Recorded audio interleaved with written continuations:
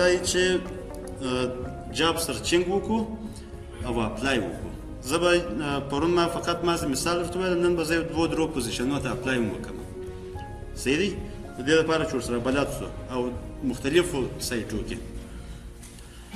موږ په افغانستان کې د جاب سرچینګ دپاره یا د کار د پیدا کولو دپاره مختلف سایټونه لرو چې یو د اکبر په نامه باندې یادېږي، akbar.org په نامه باندې، بل د jobs.f په نامه باندې یادېږي، دا هم په افغانستان کې کارونه د کارو اعلانات کوي. بل سایټ د وظیفه.com په نامه باندې دی، فکر کوم که وظیفه.org ده نه پوهېږم. بل ځینې کسان مثلا وایي چې وایي زه په UN کې غواړم چې کار وکړم، د UNDP په نامه باندې سایټ موجود دی چې هغه د UNDP ټول کارونه اعلانوي. د WFP په نامه باندې دی. دا مختلف پروګرامونه دي چې ځینې پروګرامونه خپل ځان ته مخصوص سایټونه لري او ځینې پروګرامونه دا رقم دي چې هغه د یوه سایټ څخه استفاده کوي، مثلا akbar.org. دا رقم یو سایټ دی چې ټول دفترونه یا ټول ارګنایزیشنونه دوی ته د خپل کار کوم اعلانات چې دوی کوي د کار دپاره هغه دغه اکبر ته ورکوي. اکبر دا یو کمپنۍ ده په اصطلاح باندې، یا خصوصي شرکت دی چې دوی د اعلانات لپاره دغه سایټ جوړ کړی دی او په دې سایټ کې دوی اعلانات کوي. مثلا پرون که ستاسو په یاد وو د سی وي د جوړولو طریقه مو وویله چې سی وي څه رقم کولی شو چې جوړه یې کړو. د دې لپاره چې ډېره پروفیشنل سی وي جوړه کړي یا مثلا په اصطلاح باندې په ښه طریقه باندې یې جوړه کړي، ما شاید داسې ډېر فوکس نه وي پر کړی په دې خاطر باندې چې زموږ دغه دا نه دی چې موږ سی وي څه رقم جوړ کړو.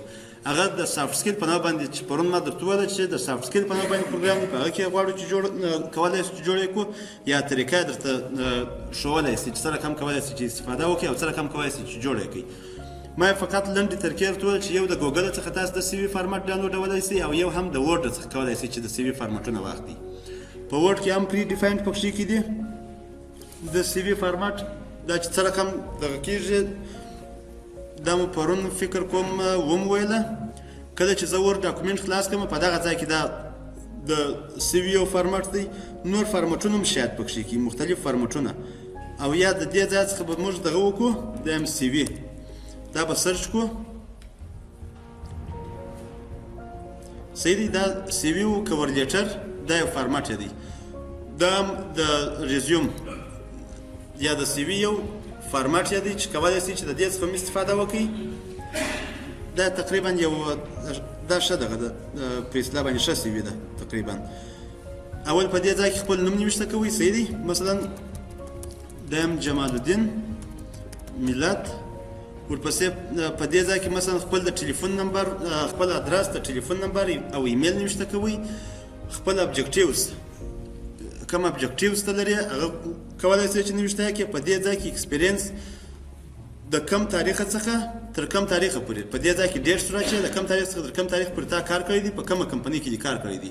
دلته د کمپنۍ نوم راچی، په دې ځای کې د پوزیشن ټایټل چې تا پر کوم پوزیشن باندې در مخ کار کړی دی. صحیح دی؟ مثلا شاید ته فاینانس افسر وې، شاید ایچ آر افسر وې، شاید هر دغه پوزیشن کې چې دې کار کړی یې هغه کولی شئ چې د پوزیشن نوم په دې ځای کې نوشته کړې. سیټي خو نو درته معلومېږي هغه سیټي او سټیټ چې مثلا قندهار ولایت یا جنوب لویدیځ حوزه په اصطلاح باندې، او په دې ځای کې د کارو لنډ معلومات ورته نوشته کړئ چې تا کم کارونه اجرا کول هلته.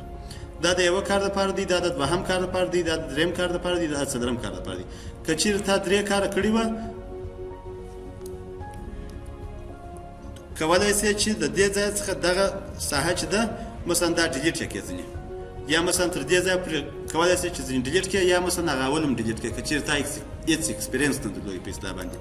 ورپسې ایجوکیشن ستا د تعلیم په هکله باندې د کم تاریخ څخه تر کم تاریخ پورې د سکول نیم دې دی، مثلا کم سکول، یا مثلا مثال ورته نوشته کړئ چې کندهار یونیورسټي. صحیح دی؟ کندهار پوهنتون. په دې ځای کې ډیګري اپټینډ کومه ډیګري تا اخیستې ده، مثال په انجینرۍ پوهنځي کې تا درس ویلی دی، هغه انجینرۍ پوهنځي نوشته کړئ. په دې ځای کې که چېرې تا یو سپیشل ایوارډ اخیستی وي یا مثلا یو جایزه دې په اصطلاح باندې اخیستې وي هغه کولی شئ چې نوشته یې کړئ. د هغه څخه وروسته بیا کولی شئ چې مکتب نوشته کړئ. صحیح دی؟ چې ما پرون درته وویل چې ما د اول پوهنتون، وروسته بیا مکتب، وروسته بیا د مکتب څخه در مخکې دې چېرې یو بل شی ویلي وي، دا په ترتیب سره د هغه رقم نوشته کړئ. انټرست د چیر سره ته غواړې چې ډېره د چیر سره ته علاقه لرې هغه خپله علاقه دلته په دې ځای کې نوشته کوي. مثلا ځینې کسان وایي زه د کرکټ سره ډېره علاقه لرم، ځینې کسان وایي زه د فوټبال سره، ځینې کسان وایي زه د اوبازۍ سره، ځینې کسان وایي زه د میوزیک سره. دا هغه ستا علاقه ښیي او په دې ځای کې ریفرنس درې دانې ریفرنس یا هغه کسان چې هغوی یو قسم یا په یو ډول باندې ستاسو ضمانت وکړي هغه کولی شي چې ولیکئ. دا د سی وي یو فارمټ دی چې دا په ورډ کې موجود دی. صحیح دی. دا به زه بیرته بند کړم دا سی وي. ورپسې کولی شي چې د هغه ورډ د لارې څخه د خپل ځان دپاره کور لیټر هم پیدا کړي. کور لیټر پرون ما درته وویله چې ما کور لیټر د دې لپاره استفاده کېږي تقریبا لکه یو عریضه غوندې چې موږ تاسې د یو پوزیشن دپاره د یو کار دپاره موږ تاسو غواړو چې عریضه وکړو نو د هغه دپاره موږ تاسو د کور لیټر څخه استفاده کوو. کور لیټر هم په دې ځای کولی شي چې دیم کور لیټر دا به سرچ کړم. ښه دلته د کور لیټر په نامه باندې دغه نشته. زه به بیرته هغه په سی وي کې به یې سرچ کړم. په سی وي کې کور لیټر موجود و. دا دغه دی سی وي کور لیټر دی. دا کور لیټر دی. دا به مثلا ډاونلوډ کړم. دا ډېر لنډ لیټر دی. صحیح دی. فقط ستاسو معلومات ډېر لنډ ډول باندې معلومات او د هغه پوزیشن سره ستاسو علاقه او د هغه پوزیشن مطابق ستاسو هغه په اصطلاح باندې قابلیتونه تاسو ته کوي چې مثلا زه دغه پوزیشن تاسو اعلان کړی دی په دې ځای کې زه غواړم چې دې پوزیشن ته اپلای وکړم. څرنګه چې دا پوزیشن هغه کارونه ما وکړل زه یې کولی شم نو په دې خاطر باندې زه دې پوزیشن ته اپلای کوم. هیله ده چې ما شارټ لیست کړي یا انټرویو ته مې راوغواړي. دا د کور لیټر یو فارمټ دی چې د ورډ د لارې څخه تاسو کولی شئ چې پیدا کړئ. اوس په دې ځای کې زما سی وي ده مثلا صحیح دی او دا مثلا مثال زما کور لیټر دی. په دې کور لیټر کې دا کور لیټر فرق یي. اول د وار به زه یو کار پیدا کړم. مثلا زه کوم کار ته غواړم چې اپلای وکړم راځم د کار د پیدا کولو دپاره یو سایټ چې دی د اکبر په نامه باندې یادېږي akbar.org په نامه باندې دا کې نوشته کوئ. دا د سایټ نوم دا درسره نوشته کوئ www.akbar.org. یو دغه سایټ دی. دوهم سایټ د jobs.f په نامه باندې چې د دې په افغانستان کې کارونه اعلانوي. دریم سایټ مثلا زه به په ګوګل کې سرچ کړم د وظیفه.com په نامه باندې دی فکر کوم هغه به د دې ځای څخه دیم وظیفه ښه دا به د ګوګل څخه به یې سرچ کړم دیم وظیفه دیم in افغانستان وظیفه.af jobs in افغانستان دا په دې نامه باندې دی. او بل سایټ مثلا غواړي چې دغه په نامه د په اصطلاح باندې د UNDP یا د UN کارونه چې غواړي چې پیدا کړي د هغه دپاره کولی شي د فقط UN jobs in افغانستان دا نوشته که vacancies دا د UN په نامه باندې دی. ورپسې بله صفحه وه د ګوګل د لارې څخه دا د UN کارونه دي. صحیح دي. ورپسې بله صفحه به خلاصه کړم د UNDP ده. UNDP د in افغانستان دا به سرچ کړم. دغه UNDP in افغانستان دغه دی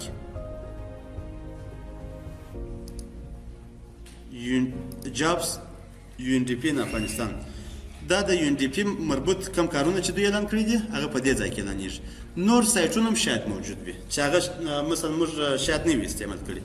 اوس اول د واره مثلا موږ د کار د پیدا کولو لپاره اکبر سایټ خلاصو.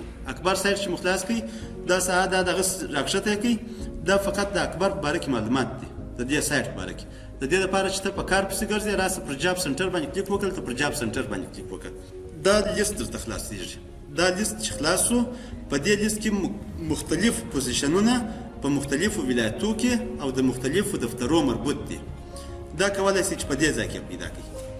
دا ځینې وخت دغه سټار چې پر لګېدلی وي د سټار څخه هدف دا وي چې دا نوي اعلان شوي دي یا شاید پرون اعلان شوي وي یا شاید دوړمه ورځ اعلان شوي وي یا شاید نن اعلان شوي وي.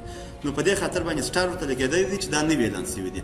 که چیرې ستاسو په دې ځای کې مثلا یو پوزیشن دا رقم یو پوزیشن و چې ته د هغه پوزیشن دپاره جوړ وې په اصطلاح باندې یا ورته فټ وې یا تا کار پکې کولی شوی مثلا د انجینرۍ دپاره یا مثلا پوزیشن اعلان کړی دی تا هم درس په انجینرۍ کې ویلی دی کار دې هم په انجینرۍ کې کړی دی ته کولی شې چې فقط پر هغه پوزیشن باندې کلیک وکړې او اپلای ورته وکړې.